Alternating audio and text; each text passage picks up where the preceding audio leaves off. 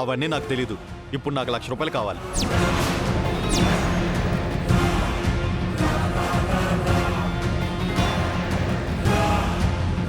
ఇప్పటికే 10 లక్షలు ఇచ్చాను. ఇప్పుడు నా దగ్గర రూపాయి కూడా లేదు.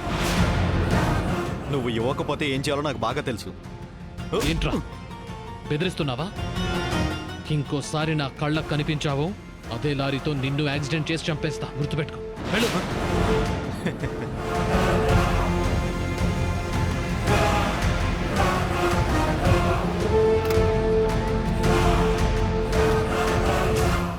అన్నా అన్నా అన్నా ఒక్క నిమిషం. ఏమైందన్నా? వాడెందుకలా నిన్ను తిడుతున్నాడు? ఏం లేదులే, వాడి సంగతి నేను చూసుకుంటాను. ఆ, ఆ, నువ్వేదో 1,00,000 రూపాయలు అడిగా. అవును. ఆ 1,00,000 రూపాయలు నేనిస్తాను. మ్యాటర్ ఏంటో చెప్పు. నిజంగానే ఇస్తానన్నా, చెప్పు. ఏం లేదమ్మా, వాడొక మర్డర్ ప్లాన్ చేసి మా నాన్నతో యాక్సిడెంట్ చేయించాడు.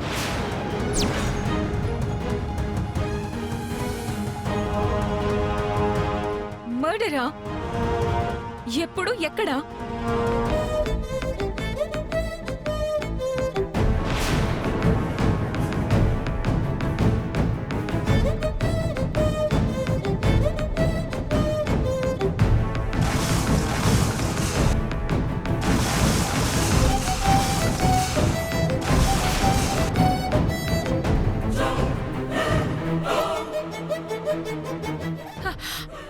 అయితే శ్రీకాంత్ ని నువ్వే లారీతో గుద్ది చంపేశావా? నేను కాదు, వాడే మా నాన్నతో ఆ పని చేయించాడు. సిద్ధుని కాపాడుకోవడానికి ఇంతకంటే మంచి అవకాశం నాకు దొరకదు. ఆ యాక్సిడెంట్ చేసింది వాడే అని ఆధారాలతో పోలీస్ స్టేషన్కి వెళ్తే భార్గవ్ గాడు ఫినిష్. పోలీస్ స్టేషన్కే కాదు, ఆ లారీ యాక్సిడెంట్ కి సంబంధించిన ఆధారాలు నాకివ్వు. నీకా? అవును, అవి నాకిచ్చావంటే నీకు 10 లక్షలు ఇస్తాను.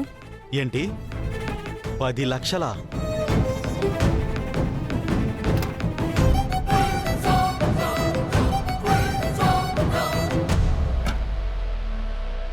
ఇదిగో అడ్వాన్స్.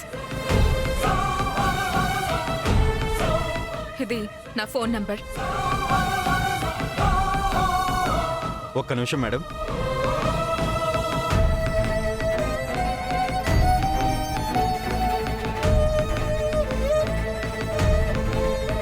ఇదిగోండి మేడం, ఆర్సీ, ఇంకా మీకు కావాల్సిన పేపర్లన్నీ ఇందులో ఉన్నాయి.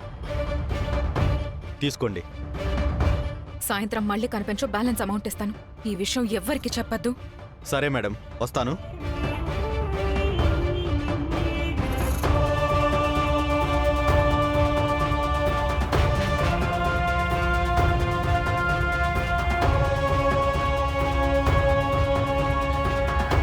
సిద్ధు, ఇక నిన్ను ఆ తులసి కాదు, నేను కాపాడుకుంటాను.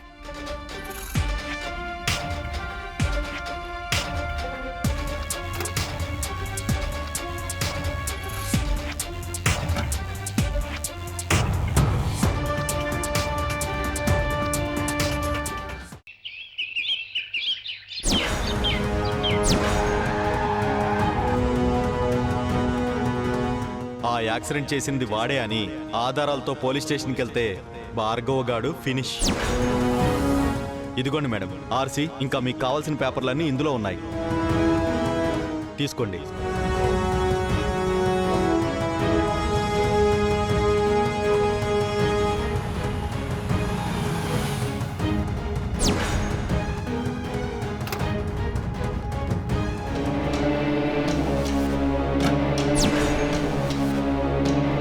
రండి మావయ్య, రండి. కనిష్క, ఏంటమ్మా, ఎందుకు ఉన్నపలంగా పిలిచావు? ఏంటి మావయ్య, మొన్నటికి ఇవాల్టికి ఇంత మార్పు?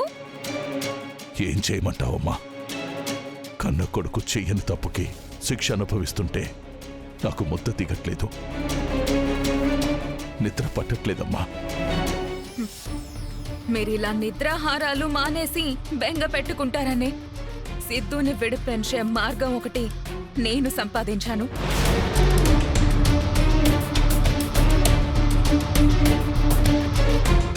ఏంటమ్మా నువ్వు అనేది?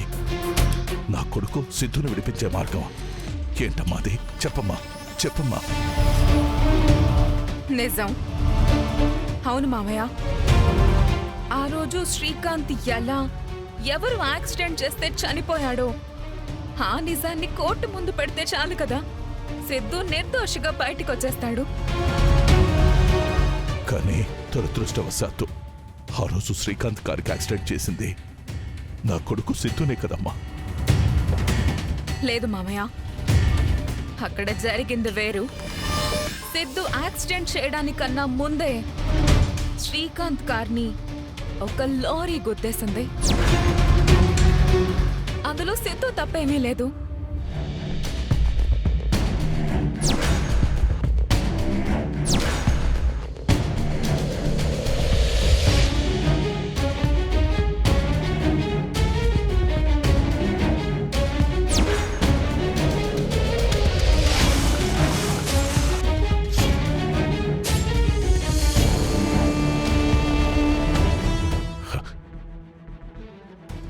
ఏంటమ్మా నువ్వు చెప్పిందంతా నిజమా? అయితే శ్రీకాంత్ చావుకి కారణం మన సిద్ధు కాదమ్మా? కాదు మామయ్య, సిద్ధు నిర్దోషి. అది ప్రూవ్ చేసే ఎవిడెన్స్ నా దగ్గర ఉంది.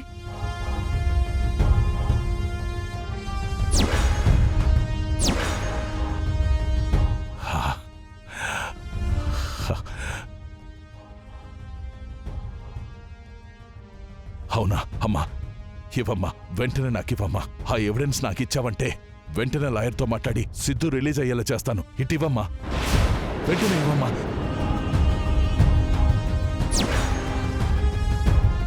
మీరు, మీ కుటుంబం నాకు చేసిన ద్రోహానికి ఈ ఎవిడెన్స్ ని కాల్చి బూడిద చేయాలి.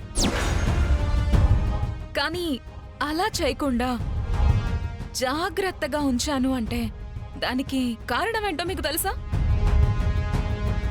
తెలుసమ్మా, నీకు సిద్ధు మీదున్న ప్రేమే వాణ్ణి బయటికి తీసుకురాబోతుందమ్మా కదా?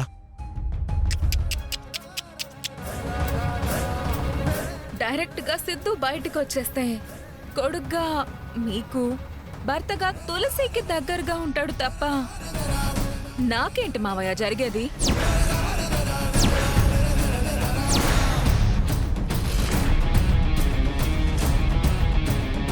నిజమేనమ్మా, నువ్వు అడిగిన దాంట్లో కూడా అర్థం ఉంది.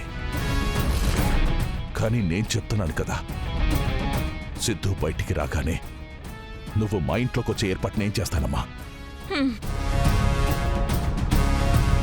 ఆ తులసి కోడలుగా ఆ ఇంట్లో ఉన్నంత వరకు నేను ఎక్కడున్న పరాయిదాన్నే అవుతాను తప్ప సిద్ధు భార్యని కాలేను కదా మామయ్య.